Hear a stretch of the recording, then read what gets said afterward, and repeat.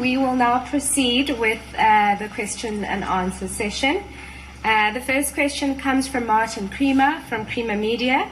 He says, what political and regulatory conditions are needed in South Africa to stimulate vital investment in the mining industry for the good of the South African people? South Africa's mining industry is continuing to shrink while other mining jurisdictions are showing strong growth. What needs to be done to grow the industry's huge potential?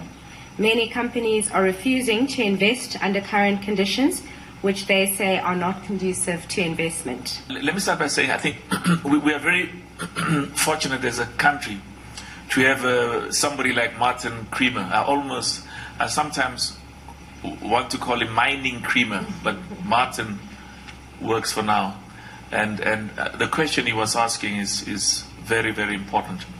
And I think we're also lucky that we've got the quality of journalists that we have in this country who really ask all of the, not just the important questions, but the very uncomfortable questions which has to be answered, not just by us in the private sector, but also by government and other stakeholders. Just two quick points. Number one is, I will never give up on the people of this country. And I grew up in a country that was divided, lots of problems, lots of tension, in a country that was segregated by law, discrimination, apartheid. Even at that time of legalized division, and I had the privilege of seeing some of the most incredible people in this country. Black people, white people, and everybody else. So my view of the future of this country in the context of Martin's question is based on this huge amount of support, love, encouragement as a young boy, and over many years that I've been given by all South Africans. Now, and as I was saying, last week I was at this meeting where Chatham House Rules apply. So obviously a Zoom meeting with some of the top CEOs in the world, without a doubt. I think because they usually go public after these meetings, it's the World Economic Forum's International Business Council. I mean, the top CEOs in the world. And that gives you an idea of what we have to do as a country to make sure that in the context of the mining industry, but also in the context of the economy as a whole, that we are globally competitive. You know, Bill Clinton said, you cannot love jobs and hate the people who create jobs. The private sector worldwide is the engine for job creation in partnership with workers, our worker leaders and trade union organizations, government and our community. So I have no doubt that there's a big commitment, and there are problems in South Africa. I mean, big problems, big challenges, but I equally have no doubt, because when I engage with private sector and various other stakeholders, there's a big commitment to make this country a very good place for the private sector. There's a lot of good money that's on the sideline, huge money, and we have to incentivize. We've got to be creative. We have to be creative and innovative, and I've said this many times. We've got to look at our tax legislation in the context and link it up with job creation. And I'm very confident that there will be huge investments in the mining industry, create jobs, create a future for all our people. The big challenge for South Africa is the poor. The big challenge for South Africa is unemployment. The big challenge for South Africa is quality education and skills.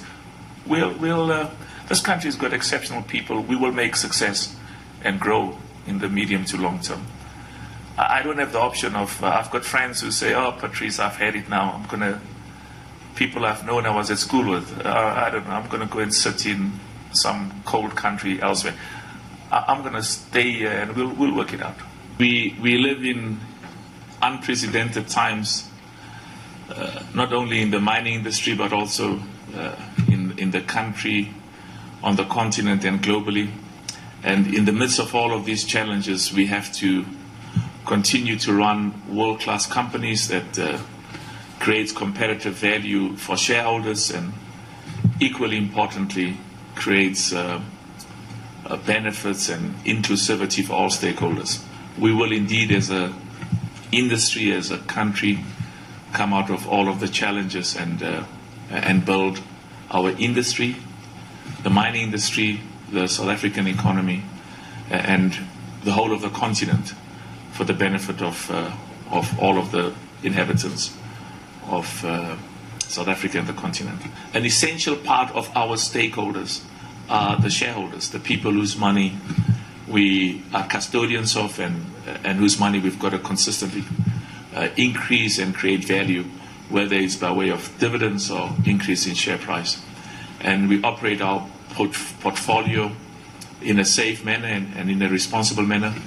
There's a global emphasis on the green economy and ESG, and also as part of the Sustainable Development Goals. And we are a company of the future, and we are committed to the green economy, the green obligations that all of us have. We are committed to climate change, but we're also committed to partner in implementing the United Nations and the global best practices principles relating to ESG, as well as the Sustainable Development Goals. The benefit of diversification came through in these results, and it re-emphasizes that our strategy and the minerals that we are focusing on as part of our growth strategy, that it is correct. We're in a strong financial position with net cash of 3.8 billion. We are spending 2.3 billion for stay-in business capital. We invest in growth of existing businesses as part of the capital allocation, 695 million. And we will be making appropriate announcements in future in terms of appropriate acquisitions. And the dividend payments we've already identified, which is 2.7 billion. And when we thought our share price was very cheap, we spent about 57 million buying shares. And of course, it has increased significantly since then. And we stopped with the share purchase process. Creating shared value for all stakeholders. Total value created for all stakeholders in 2020 is 14.5 billion. This slide overemphasizes the importance of the mining industry, as well as the private sector, as well as business in this country, as a critical partner of our worker organizations, trade union organizations, the workers, the communities that live near our operations, as well as our partnerships with local government, provincial government, and national government. So every company in this country is critically important, and every company, small and large, is an essential partner to the growth and development of our people in our country. And that's why this partnership with government and all stakeholders is very important. And South Africa as an economy and a country must continue to be a globally competitive destination for investments, both by local business but also by global business.